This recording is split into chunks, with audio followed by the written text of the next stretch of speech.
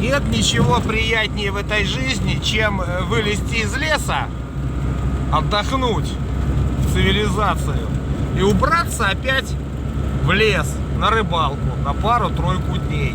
Тем самым обеспечить себе нормальный отдых. Делай, что хочешь, просыпайся, когда хочешь. Рыбку лови сколько получится, а не сколько необходимо.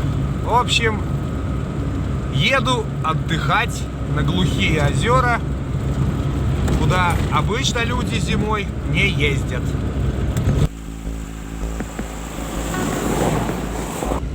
Вон тут что-то наложено. Так.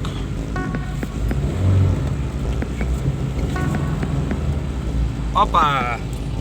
И все. Снега немного. Едем вообще как по асфальту.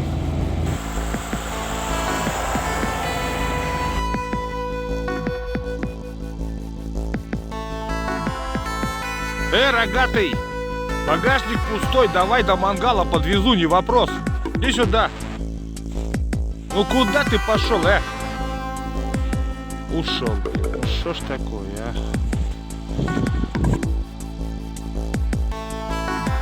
Это будет бой, потому что там такая местность, под наклоном идет, узкие проходы, снега уже почти по бампер, но ехать надо, не бросать же машину здесь.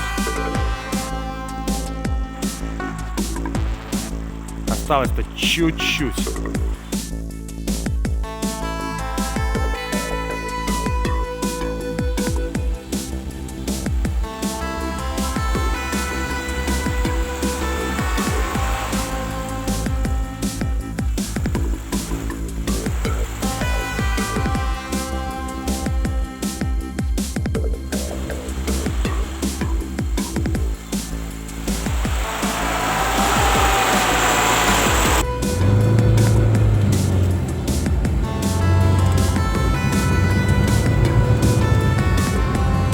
Полметра снега — это не шуточки.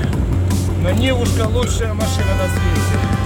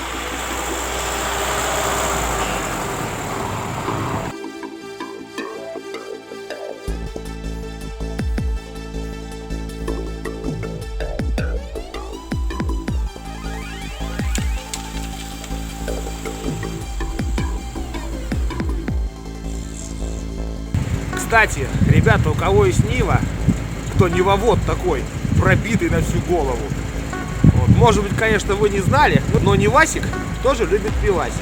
Поэтому Нивасик вас довез, куда вы хотели. мучился, стонал, страдал, но довез.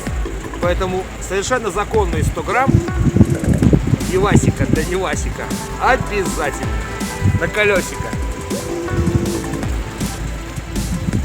Вот так. И тогда он будет ездить у вас и возить вас с большим удовольствием. Шутка.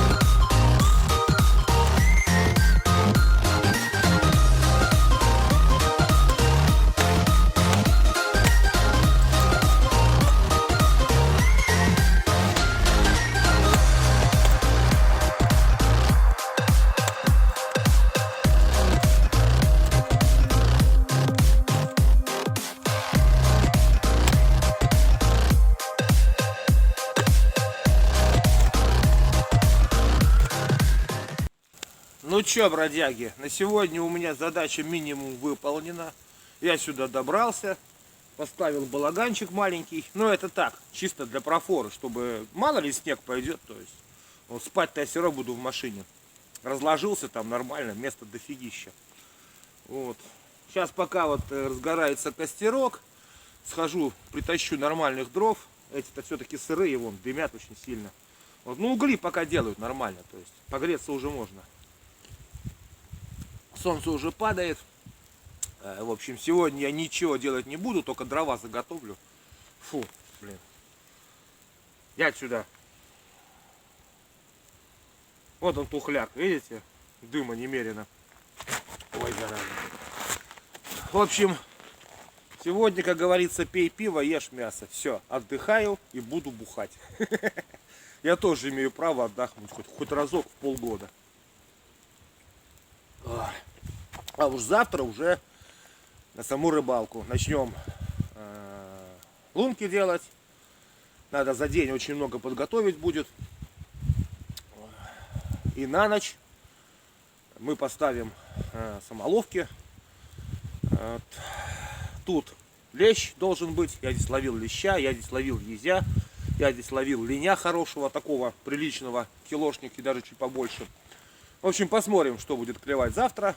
Вот. Может, вообще ничего не будет клевать. Погода, в принципе, хорошая, но может быть даже вот что-то все заволакивать стало. Облака сегодня весь день такие. Все больше натягивает. То уходят, то приходят. В общем, не знаю, что будет завтра. Посмотрим.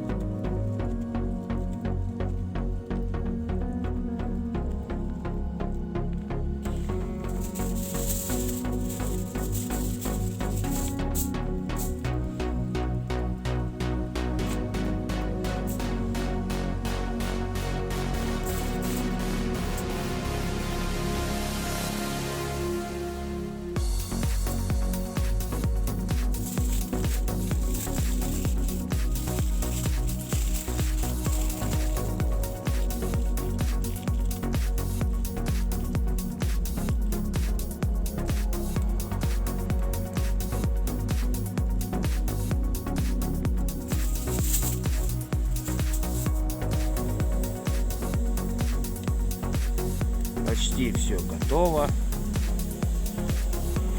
Тепло, уютно. Уже хочется спать. Даже голодный, а уже хочется спать. Запекать так курицу можно даже на открытом огне. Это же не шашлык, она не сгорит, потому что она в фольге. Переворачиваю ее только вот так вот. Каждые минуток, 5 где-то. Все, она там внутри, как в своей кастрюльке варится, запекается, там тушится. Больше запекается, конечно. Ну и дымок туда немножко попадает. Получается, как вроде как немножко с дымком. В общем, штука очень вкусная получится. Почти готово уже. Самого слюни текут. А запах какой стоит. Просто застрелиться можно. Вкусняшка.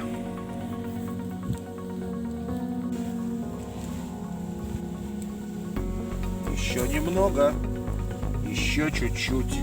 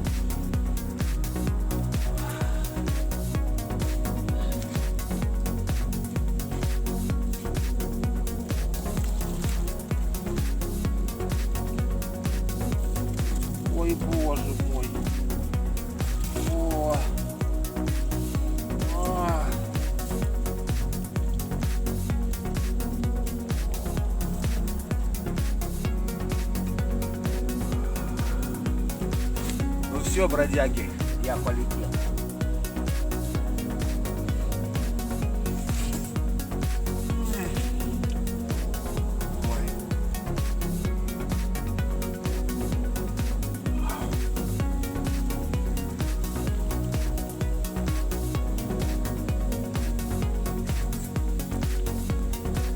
Главное, палец не откусить себе.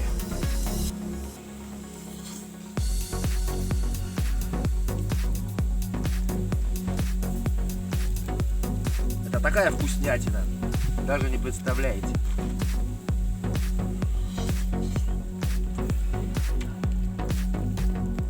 Короче, рецепт очень простой. Берете курицу, снимаете с нее шкурку,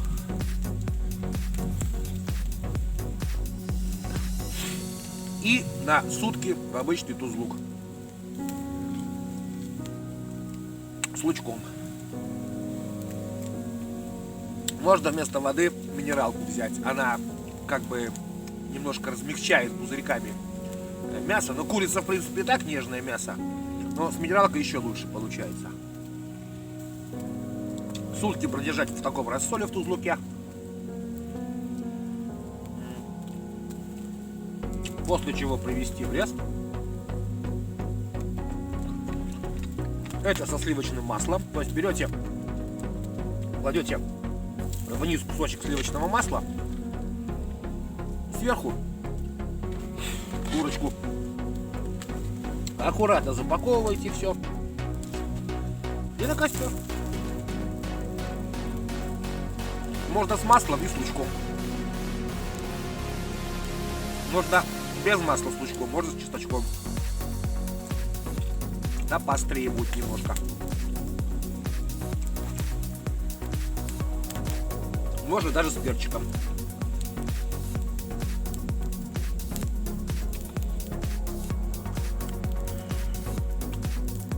Какой обалдеть.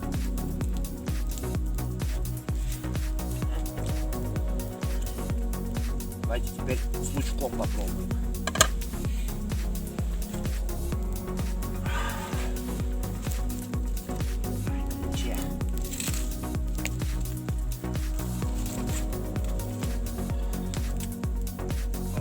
Он туда прям весь впитывался. Горячая.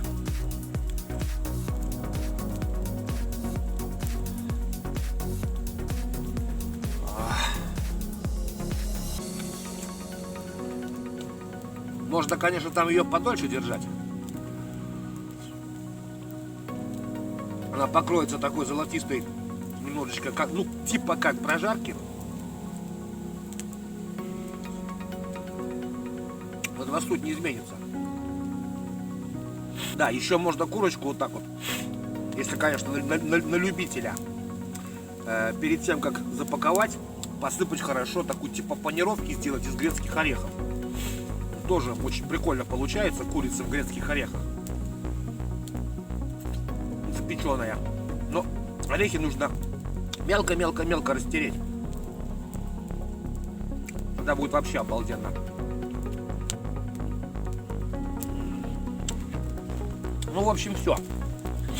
Сейчас я улетаю.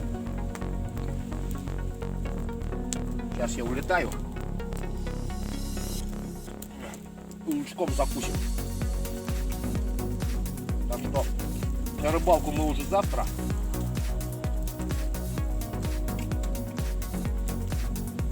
Сегодня у меня тут дискотека будет в одиночестве. Так что до завтра.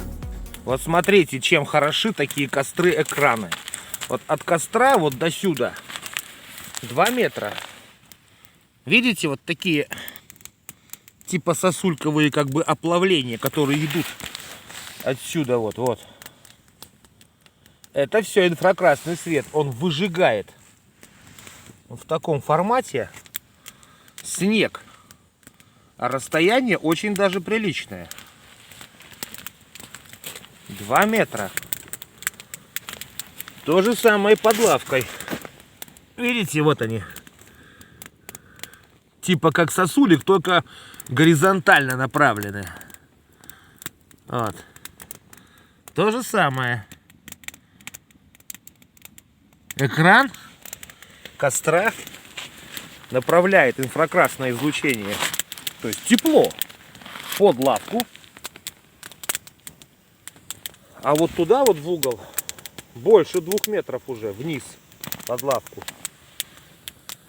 И получается вот такой экран очень хорошо греет воздух под лавкой. Вот здесь вот. Вот я здесь держу руку, здесь очень даже тепло. То есть здесь не минус. Здесь сейчас, ну, градусов 10-то есть плюса. Вот этот градус. И выплавляет вот в таком режиме снег. Вот, хорошо видно, видите, как он? Как сосули такие, только горизонтально они идут. Вот. А если бы костер был еще поближе, где-то на полметра, а если бы здесь стояла вот так вот вдоль хорошая, полноценная, настоящая надья 2-метровая, которая теплее этого костра в несколько раз, которая работает долго, всю ночь. Понимаете, да, насколько эти костры бы грели лавку снизу, и как человеку было бы тепло. Вот поэтому охотники всегда и пользуются настоящей надьей. Стараются поднять свой лежак повыше, чтобы тепло под лежак заходило не только на человека, а еще и под лежак. И пользуются вот такими экранами, которые отражают инфракрасное излучение на очень большое расстояние. Вот 2 метра вон туда в угол. Вот больше 2 метров сюда вот. Все прекрасно видно.